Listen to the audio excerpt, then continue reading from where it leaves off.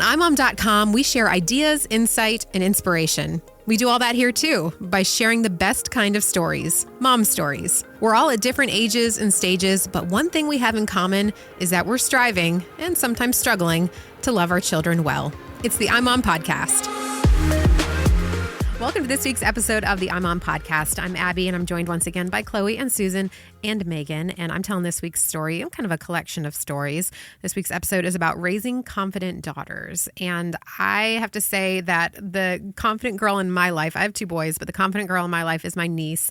She is 12 years old, and I'm telling you what, she's going to take on the world. Aww. Like, there is nothing that she cannot do. My sister sent me a video of her at the end of 5th grade giving a speech, and it ended with, "And that is why I'm going to be on the cover of Tampa Architecture magazine in 20 years." And she just, I'm not going to say that she knows exactly what she wants to do, but she knows that whatever she's going to do, she's going to go after. And she just has no fear. And everything she tries, she either is good at or she just tries it. She just gives it all. And then, it's amazing to see. And it's so different from how I feel like I was as a little girl. She just exudes confidence. And I asked some of the folks in our office here, if you ladies, what did your parents do that helped you become confident as a girl? Or guys, what are you doing now with your daughters that helps them grow in confidence? And one of the stories that stuck out was our friend Tara. She said she has a lot of memories of her dad telling people about things going on in her life. So she said he kind of just, whether it was big or small, he kind of just bragged on me, and I always felt like he was proud of me. And she said that she has vivid memories of her dad asking the basketball coach who cut her from the team in 7th grade to go shoot hoops. And later on, she found out that he let the coach know how he felt about him being cut. And she said he even got aggressive with him. And what were the words that she said, Chloe? He bounced the ball off the coach's head. Oh my gosh. So she said, this wasn't probably the best choice, but she's like, I knew that my dad always had my back, and that just gave me confidence. So I just wanted to talk about that today, us being 4 women, how we felt about our confidence as young girls, our confidence now, and what we would do to raise confident daughters. Because, Megan and I both have boys, so we are not raising any confident girls, but I think that we still obviously have some experience with it. So what do you think? I do think that there have been some big strides in the past, at least 10, 15 years to help raise confident girls. So what comes to mind for you guys as far as building confidence in girls? Well, I think some of it depends on personality, too. I mean, I just do think some kids are braver, bolder, and some kids are more timid. So I think you have to realize you have to look at your girls and say, how much do they need? For me, my parents were kind of really good, there for you parents, but the opposite of Tara, I don't remember them ever like they would never have gone and talked to a basketball coach. But what they did is they never said no. In other words, if I said, I'm running for student council. Oh, okay. Can you take me to the store to get poster board? Okay, I want to try out for cheerleading. Oh, you've never done that before. Oh, by the way, my friend asked me to join softball. Okay, well, it was always never, no, you can't do that. You can't try that. And I had an older brother and a younger brother, and it was always anything they got to try, I got to try. So there wasn't much differentiation in that I shouldn't be confident. Does that make sense? Were you a pretty naturally confident kid? I think I was somewhat, I wasn't easily daunted. Like, I wasn't afraid to try things. But also it was just, they never made fun of it or said, I put on a Ronald McDonald Carnival once. I think I mentioned that. I was like 11 in the neighborhood. What is a Ronald McDonald Carnival look like? So McDonald's House used to have this kit that you could buy and then hold a carnival and give the proceeds to Ronald McDonald House. Wow. And I literally did one in my neighborhood by myself. At 11? Set up booths? Yes. Wow. Set up booths, everything. And my parents never said no. That's great. So I think they just, even if they thought it was a dumb idea, they went along with it, and I learned what I could and couldn't execute. Right. And I think when you learn what you can do, it kind of gives you confidence to do other things. So there was never any of this, you can't. I talked my way into the University of Florida. I never applied. Yeah. You know? I think a lot of that, though, is your personality. too. Like you just like to go and try new things regardless. Yeah, So I do. think a I lot do of like that is change. your Yeah. So, Megan, speaking for yourself, but then also you have two sisters, and then Susan being the mother of those three girls, do you feel like all three of you had the same amount of confidence, or how did it look different? How do you feel, Megan, like you were encouraged to be confident?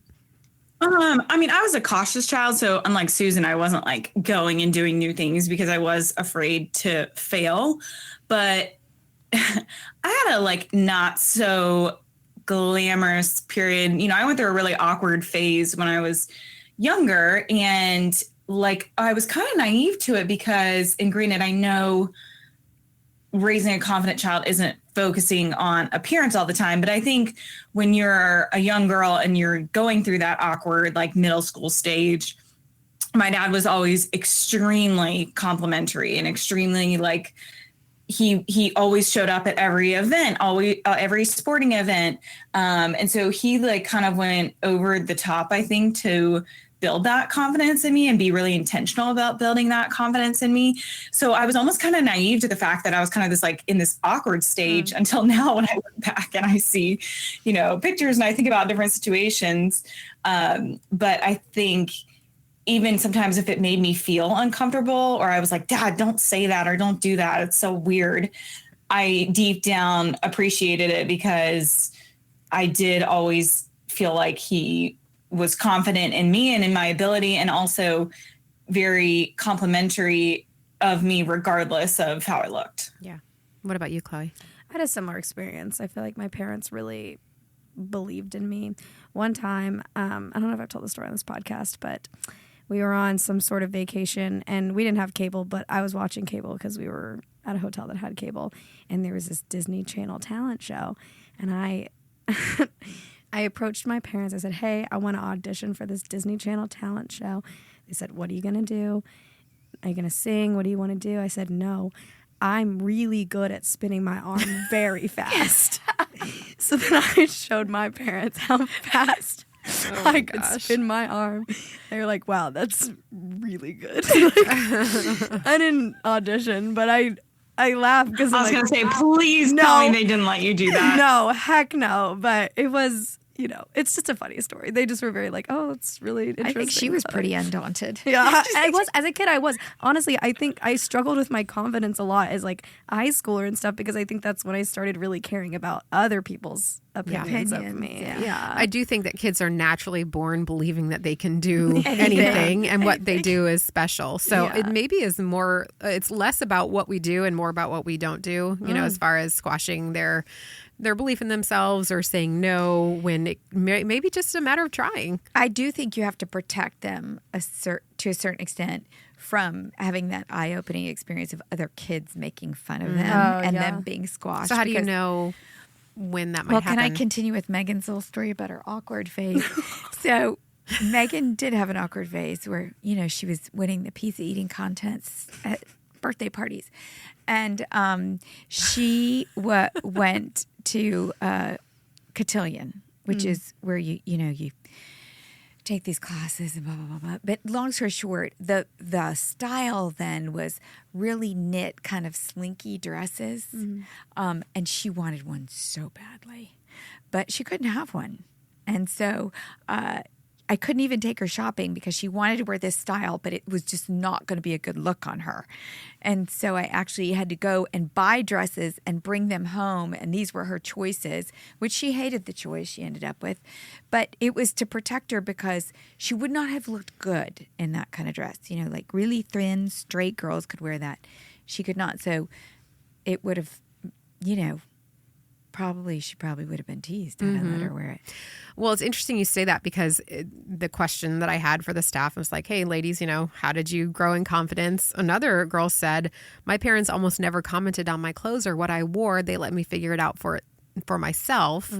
I feel like that helped me with the concept of clothes just being clothes, not having to hide from them what I wanted to wear, and choosing things that made me feel confident and strong. Yeah. So I wonder if there's something about, I mean, it worked out fine for Megan. I wonder if there's something about like clothing in particular that either sabotages a girl's confidence or builds a girl's confidence, like the way that we talk about it with with our girls. My mom did a bit of a blend of those two. I went through this stage where I only wanted to wear black eyeliner and no like mascara or anything else. And then I had straight bangs, but I parted them down the middle. It was really not a good look.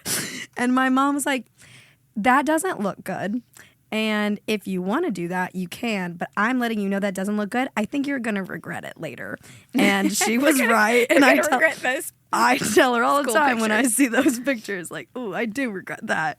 But she let me do it. She just told me, hey, by the way, that doesn't look good. Yeah.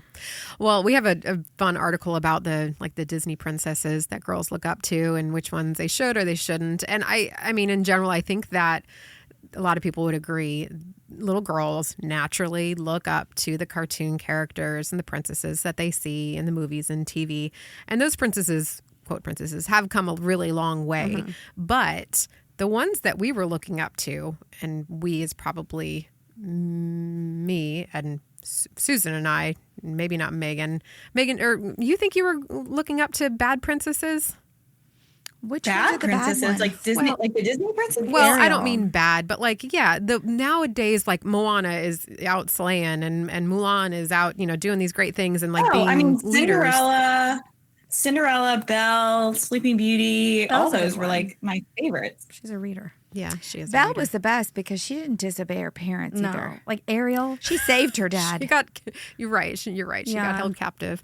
Whereas Ariel was a little disobedient. And she sold her voice for a guy. For a boy. Yeah, that's true. It's not good. Mm. But I think that these princesses, the problem with the way that they're portrayed and the message that they're sending girls is that their confidence depends on what other people think of them, and particularly what a man thinks of them and whether a man finds them valuable and attractive. And so I think for girls my age, growing up, it was all about, will somebody want me? Will I be enough to, be worthy of a prince, Whereas, what's the most recent Disney one? I can't think of anything farther back than she's Moana, not a princess, but Encanto, like Mirabelle is such a, I love her storyline and everything. Yeah, I think they're just doing such a better job at showing strong girls that aren't just looking for a prince. They're looking to honor their family, or they're looking to find their gift that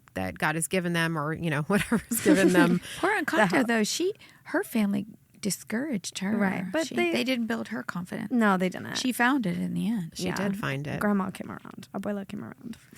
That abuela was mean. Yeah, she was. She was mean. She was mean. So what do you think a confident girl today, like if someone's listening and has a 13, 14-year-old daughter, what does a confident girl today look like, and what does she do? Because, and I'll preface it by saying this. I think there's an image of a girl who like rejects boys, or is too strong to want a boyfriend, or is not feminine. That girl must be strong. But you can be a confident girl and still be a very feminine girl. Yeah. I think one thing I wish I did more at that age was say, I don't want to do that if I don't want to do it. Like not just go along with what my friends wanted to do. I think I really, kind of like we touched on, like just wanted to fit in with my friends. And I think having conviction would be a really big thing at 13. Yeah, I think so too. And Susan, what you said at the very beginning struck a thought with me, that it's not necessarily, confidence isn't necessarily the girl that stands on stage and sings a solo. She can be quiet, she can be introverted and be confident because she chooses for herself, or she knows what she wants, and she's not afraid to say no to things. I think that's important too. Yeah, I think a confident girl today looks like somebody who really, of course, I'm get it done with fun, who really is okay with enjoying what they enjoy. Oh, yeah. Whether it's science or a sport, or being on stage, like you said, whatever it is, Spinning or your just arm being with around friends. Like really they love friendship. Megan was very into her friends, but they enjoy it, and they don't, I think you mentioned this, feel pulled to do something they don't want to do. They're okay saying, I'm not going to go because I really want to read this thing, or I really want to do this. Yeah. That's a sign of security, I feel like. Yeah. What can you do? What are some questions? What are some things we can say to our girls and do with our girls to help them become more confident? I think that one of the things is in conversations, asking their opinions more. I think that matters because I think our girls are taught to either go along, even with the strides that we've made in these past years. I think that girls are taught to go along or taught to people please. And so by asking them, what do you think? How do you feel about XYZ? What's important to you right now? Asking them and giving them opportunities to speak their opinions, speak their minds to us in a safe place just is practice for exercising that. Yeah, I also think encouraging them to ask other people's opinions too, like including, I think when girls know how powerful inclusivity is, I think that's really special too, to know like you have the power to impact somebody else and bring them in too. Part of what made me self-conscious as a young woman wasn't men, it was other women. Yeah. It was what other women thought of me, how I felt. Totally. Right. Totally. So, my husband's friends wouldn't notice anything at all or like care at all, but I'm worried about what my friends are going to think. right. Yeah. So I think it's also helping your daughter surround herself by good girlfriends and making it clear to her and them, you sit them down together and you say, we are not competing against one another. Yeah. And when one of you succeeds, the others succeed. When one of you rises, the other one rises. There's this I can't even remember the quote or whatever, but it's, really about girls helping girls shine and not being in competition with one another anymore. Because I think that is huge for me. When I finally found those friends that didn't feel like I had to compete with them for them, like compete with other friends for my friends, it helped my confidence grow. Yeah. I think same thing within the family, not emphasizing the boys over the girls. You all try to find what they each love and encourage them in their passions. And I think that builds their confidence, and that we don't value, sports over dance. Right. Or we don't value sports over academics. Or one other thing I would say about not competing too is like pointing out each other's strengths and differences that make them who they are and pumping those aspects up instead of comparing and competing, like you said. Right. Or criticizing yourself. I think that, if you stand in front of the mirror and you go, oh, my smile is crooked, and your daughter's like, we have the exact same smile. Then all of a sudden your daughter's like, oh, well, I guess I have a crooked smile and I shouldn't like that about myself or whatever. Yeah. So I think it's also building confidence in yourself that will then trickle down to your girls. Yeah. All right. So what does a self-confident girl look like to you? We'd love to hear what you're doing to build that confidence in your daughter. And you can comment via the link in the show notes. And thanks so much for listening. Thanks for listening to the iMom podcast. iMom is the motherhood program of the nonprofit organization Family First.